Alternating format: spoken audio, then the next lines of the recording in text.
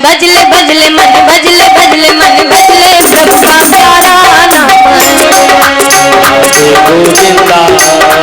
भजले भजले भजले भजले भजले हरि का प्यारा नाम गोपाला सबका प्यारा नाम है। नंदलाला हरि का प्यारा नाम है। गोपाला हरि का प्यारा नाम है। नंदलाला हरि का प्यारा नाम है। गोपाला प्रभु का प्यारा नाम है।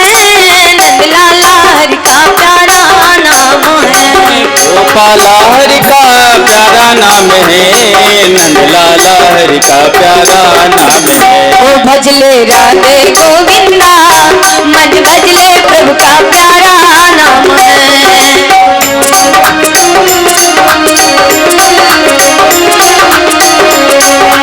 गिरधर नागर कहते मीरा सूर को श्यामल भाए। सूर को श्यामल भाए गिरधर नागर।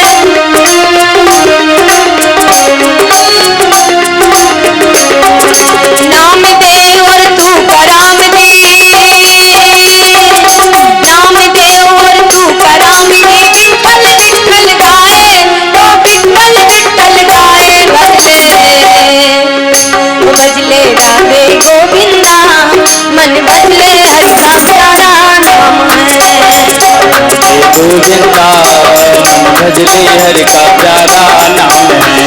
भजले राधे गोविंदा मन भजले प्रभु का प्यारा नाम है। राधे गोविंदा मन भजले हरि का प्यारा नाम है। ओ मन भजले प्रभु का प्यारा नाम है। मन भजले हरि का प्यारा नाम है। जब हम लोग कथा सुनने जाया करते थे तो मैं सत्य बता दूं, अपनी पर्सनल बात, मैं कभी भीड़ में बैठ के कथा नहीं सुनी हूँ। अपनी बात बता रही हूँ। जब भी कथा सुनी हूँ तो कम से कम 1-2 हाथ दूर बैठी हूँ सभा से, 1-2 हाथ दूर, क्योंकि इनको चक्कर चक्कर चक्कर चक्कर करना है। जो अच्छा श्रोता है उसकी बुद्धि भ्रष्ट करते हैं लोग। इसके लिए जो अच्छा सत्संगी है उसे कभी भी भीड़ में नहीं बैठना चाहिए। और ऐसे आदमी के बगल में तो बिल्कुल ना बैठे जो केवल गप लगाना जानता है। कभी ना बैठे अगर अपना कल्याण चाहे, क्योंकि वो खुद को भ्रष्ट कर रहा है और दूसरों को भ्रष्ट कर रहा है। खुद का कल्याण नाश कर रहा है, बगल वाले का कर रहा है। इसमें बड़ी प्यारी कथा आती है जिसे मैं छोड़ गई हूँ। इसमें कथा आता है कि जब कंस का वध हुआ है तो सब मने उसने जरासंध ने भगवान के ऊपर 17 बार चढ़ाई की है। 17 बार। अच्छा, ये वास्तव में ये जरासंध कौन है? ये चढ़ाई करने आ रहा है कौन है? ये मथुरा क्या है? तो अध्यात्म की भाषा में मथुरा कहते हैं इस अपने शरीर को, ठीक है। और मथुरा का राजा कौन बन जाए? अगर मथुरा का राजा धोखे में कंस बन जाए, दुराचारी बन जाए, तो फिर इस मथुरा का नाश होना है, ठीक है। तो फिर इसमें आता है कि भगवान फिर कंस का वध करके, माने दुराचारी राजा का वध करके, उसमें धर्म रूपी राजा को बिठा देते हैं। ये सत्संग क्या है? यही सत्संग एक ऐसा है जो दुराचारी राजा का वध करके सत्संग रूपी राजा को जब इस शरीर के अंदर नहीं बिठाओगे तब तक ये शरीर चलने वाला नहीं है। तो 17 उसने क्या कहते हैं, जरासंध ने 17 बार भगवान को हराने की कोशिश की है। 1 बार, 2 बार, 3 बार, जितने बार जाए उतने बार हार जाए, जितने बार जा रहा हार जाए। तो ये माने जरासंध जानते हैं कौन है? जरासंध माने होता है बुढ़ापा, जो इस शरीर के ऊपर आक्रमण करने आ रहा है बार बार बार बार बार बार। हम और आप लोग तो एक बार में ही परास्त हो जाते हैं। ये बाल हम लोगों के जो पक रहे हैं, ये एक बार आया वो एक बार में ही इसने आक्रमण कर लिया। अब चाहे जितनी गोदरेज की डाई लगाओ, 1 बार लगाओ चाहे 4 बार लगाओ, होता क्या है इससे? आक्रमण तो उसने कर दिया ना। लेकिन इसमें संकेत बहुत प्यारा मिलता है, बहुत प्यारा संकेत। ये भगवान से क्यों हार रहा है? वो इतना बड़ा मजबूत राजा होते हुए, कारण है कि जो दैविक भौतिक ताप, जो 3 प्रकार के ताप है ना, दैहिक, दैविक और भौतिक, ये 3 ताप केवल भगवान को नहीं लगते। ये संसार के जितने रोग हैं ये भगवान को नहीं लगते। ये धन का रोग भगवान को नहीं लगता।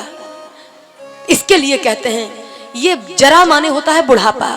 बुढ़ापा जब जब हारता है तो भगवान से हारता है। हम लोगों से हार पाया क्या आज तक? 30 के बाद बाल सफेद होने हैं तो होने, अब 30 के बाद क्या वो 12-12, 15-15 साल के बच्चों के बाल सफेद हो रहे हैं। ये जरा आ रहा है, जरा ये बुढ़ापा आक्रमण कर रहा है। अब एक बड़ा प्यारा संकेत मिलता है, आप लोगों ने देखा होगा भगवान के कैलेंडर में भी जो फोटो लगी है ना भगवान की, कहीं भी आपने भगवान कृष्ण का और राम का बुढ़ापे का फोटो नहीं पाया होगा। पाया है क्या, देखा है कहीं आपने? अभी तक इतनी उम्र हो गई हम लोगों की, आप लोगों की, कहीं पर ऐसा कैलेंडर मिला जहां पर भगवान की बूढ़ी फोटो बनाई गई हो राम जी की, कृष्ण जी की? इसके पीछे का मात्र एक ही संकेत है कि भगवान ने ये तीनों तापों को जीत रखा है। ये बुढ़ापा उनका कुछ कर ही नहीं सकता। अब जब ये 17 बार हार करके बैठ गया है तो बुढ़ापा का एक मित्र है जिसका नाम है काल यवन। ठीक है, काल यवन 23 अक्षौणी सेना लेकर 23, और ये मलेच्छ है। ठीक है, मलेच्छ जानते हैं, गंदगी जो इन 9 द्वारों से निकल रही है ना, नाक से, कान से, ये शरीर की जो 9 दरवाजे हैं ना, इन सब से गंदगी निकलती है। चाहे जितना रूमाल लेकर के पोछो, ये गंदगी पुछने वाली नहीं है जब तक ये शरीर है हमारा, चाहे जितना इसको चमकाते रहे। इसीलिए कहते हैं ये शरीर पर मलेच्छ का निवास हमारे आपके ऊपर तो हो सकता है, लेकिन भगवान के ऊपर हो सकता है क्या इसका निवास? तो 23 अक्षौणी सेना लेकर के 23 करोड़ अक्षौणी सेना लेकर के इसने भगवान के ऊपर आक्रमण कर दिया। तो बीच में जरासंध मिल गया। जरासंध ने कहा तू कहाँ जा रहा है? बोले उसके ऊपर, वो कृष्ण के ऊपर आक्रमण करने। अरे बोले बेईमान, जब मैं 17 बार हार गया तो तू कैसे जीतेगा? 17 बार मैं हारा हूं उससे, तू कैसे? अरे बोले मुझको आज तक कोई हरा ही नहीं पाया है। लेकिन भगवान शंकर कहते हैं रामचरितमानस में, ये है कौन आखिरकार? इसे जो ये है ना, ये काल यवन। अब गौर करना जरा, अगर सबसे पहले ये भगवान संकेत है देते हैं, बाल सफेद हुए, ये मौत का पहला लेटर है। ठीक है, मान जाओ कि जीव सतर्क हो जाए, आंखों से कम दिखाई देने लगे, जान लो ये दूसरा लेटर भेजा भगवान ने।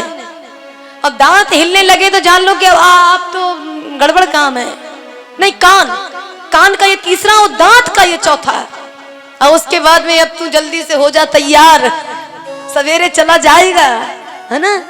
ये 4-4 लेटर देता है भगवान मरने वाले के लिए। अब 1, 2, 3, 4, सावधान हो जा, सावधान हो जा, सावधान हो जा। लेकिन जब ये नहीं मानता तब आकर के काल यवन आकर आक्रमण करता है। ये है काल, ये है काल। ये मलेच्छ क्यों है? क्योंकि बुढ़ापे में ही व्यक्ति को खांसी, जुकाम और गंदगी, इधर थूक रहा है, कभी उधर थूक रहा है, यही मलेच्छ है। यहाँ पर वाक आता है।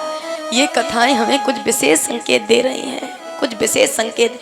एक बार एक गीध, उसको एक मांस का टुकड़ा मिला। ये भागवत की कथा है, कोई अलग की कहानी नहीं है। परीक्षित जी सुना रहे हैं, परीक्षित जी को सुना रहे हैं श्री सुखदेव जी महाराज। राजन, एक बार एक गीध को मांस का टुकड़ा मिला। अब जो जिस चीज को खाता है उसको वही मिल जाए तो बड़ा खुश होता है वो तो। अब उस मांस के टुकड़े को उसने उठाया, मुंह में बड़ा खुश था। अब उसको ले जाकर उसने सोचा मैं एकांत में खाऊंगा इसे। उड़ता जा रहा है, आकाश की ओर उड़ता चला जा रहा है। और जब वो काफी दूर पहुंच गया तो अन्य गीधों ने भी देख लिया, और जब देखा तो दौड़ लगा दी उसके पीछे। अरे तू अकेले खाएगा, हम भी खाएंगे तेरे साथ। तो वो कहता नहीं, लेकर तो मैं आया हूं, तू कैसे खाएगा? अब यहां से 2-4 गीध झपट्टा मार रहे हैं, यहां से 2-4 गीध, उसको लगता है मुझे मिल जाए, उसको लगता है मुझे मिल जाए। जिस गीध के मुंह में मांस का टुकड़ा था उसके अंतर मन ने आवाज दी, तू क्या कर रहा है? ये सारे के सारे गीध तुझे मार डालेंगे। तो उस गीध ने के मन से आया कि ऐसा कर, इसको तू फेंक दे। अरे मैं लेके आया हूं, फेंक दूं? क्यों? इसलिए कि शरीर रहेगा तो मांस का टुकड़ा तो दोबारा मिल जाएगा। शरीर रहेगा और तू शरीर ही तेरा बर्बाद हो जाएगा तो फिर क्या होगा? कहने का तात्पर्य यही है कि संसार के मांस के टुकड़े में हम लोग ऐसे पागल हो गए हैं कि ये नहीं देखते कि ये मेरा सगा भाई है, ये नहीं देखते कि ये मेरी माँ है, ये नहीं देखते कि ये मेरा भाई है, बाप है। और उस भौतिक संपत्ति भक्ति के लिए हम एक दूसरे को खा रहे हैं, खाते चले जा रहे हैं, और ये नहीं देख रहे हैं कि काल यवन हमारे पीछे लगा है, काल यवन हमारे पीछे है, किसी भी क्षण हमारी मौत हो सकती है, किसी भी क्षण। लेकिन काल का प्रभाव भी भगवान के ऊपर नहीं पड़ा। लेकिन यहां पर देखना जरा, भगवान अगर चतुर ना होते तो भगवान को छोड़ा नहीं था काल यवन ने। काल का प्रभाव भगवान के ऊपर भी गया है, वो भगवान के पैर में जाकर के बाण मारा है बहेलिया ने, प्रभाव तो पड़ेगा ही। प्रकृति की बनाई हुई जितनी चीजें हैं उसका प्रभाव तो पड़ना ही पड़ना है, चाहे भगवान हो चाहे इंसान है। ये बात एक अलग है। कहते हैं जो सच्चा महापुरुष होता है जब वो धरती पे आता है तो कम उम्र लेकर आता है। आएगा, विवेकानंद जी हो गए, और वो भगत सिंह हो गए, चंद्रशेखर आजाद हो गए, ये लोग कम आयु में चले गए हैं और बड़ा नाम करके गए हैं, है ना, उनका नाम अमर हो गया। जो धरती पे आया है बड़ा महापुरुष, वो बहुत दिन तक आयु लेकर नहीं आता, वो जल्दी ही चला जाता है। भगवान बुढ़ापा आने से पहले ही चले गए हैं, बाल सफेद नहीं होने देंगे, हम चले जाएंगे, कुछ पल में ही अपना वो सारा काम करके चले जाते हैं। और यहाँ पर बड़ा प्यारा भाव आता है, बड़ा प्यारा निवेदन कि काल यवन, नन्ना बैठा रहने दीजिए, आप उनको छोड़िए नहीं, सभा भी खराब हो जाती है, ठीक है, जो जहां बैठा है बैठने।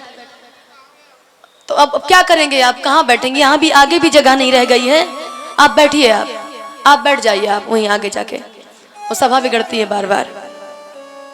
बोलिए कृष्ण कन्हैया लाल की। भगवान के ऊपर इसने आक्रमण किया, और जब